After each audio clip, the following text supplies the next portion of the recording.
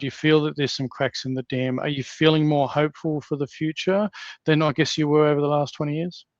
Definitely feeling cracks in the dam. The conversation is quite different, and it is much easier to have a conversation about than it used to be.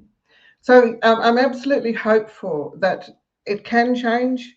What I know is that only the public can change it.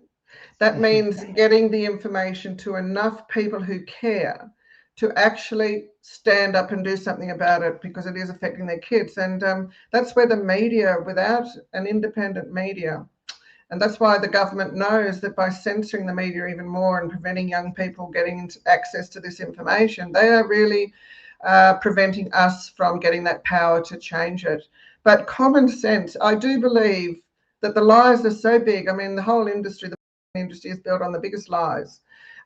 They have to implode, and I can see absolute huge cracks occurring, but it will take the people on the ground to make it happen. And so I just hold out hope that parents will start to use their common sense, go with intuition. That's how we've survived on the earth for millions of years, humans. We didn't have drugs to survive on the earth. We didn't need them. Go with your gut, look into what's in the and stand up. What are some other practical things that people can do to actually start getting that wave getting bigger? Do you have any thoughts on that? The public has to hear it from the doctors. Now, the reason most doctors haven't been able to stand up is because I used to think that doctors went into medicine for the right reasons. I have been told by doctors that's not true.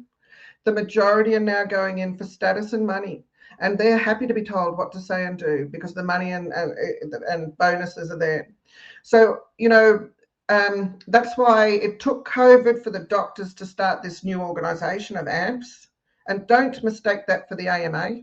The AMA has been fundamental in promoting mandatory, and they are not an organisation that represented the majority of doctors ever.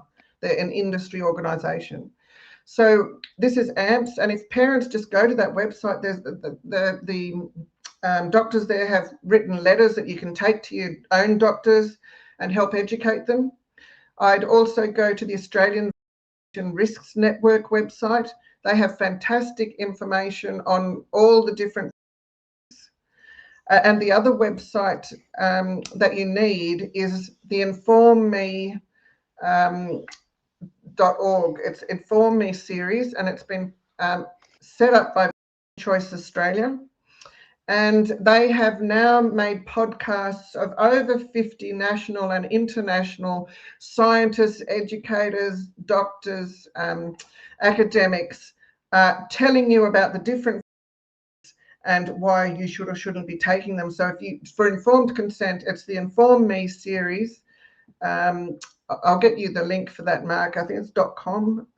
But it's a fantastic series of podcasts that people can educate themselves when they do have a baby. Even the vitamin K injection has been examined, and every on the schedule to give you a balanced, informed perspective.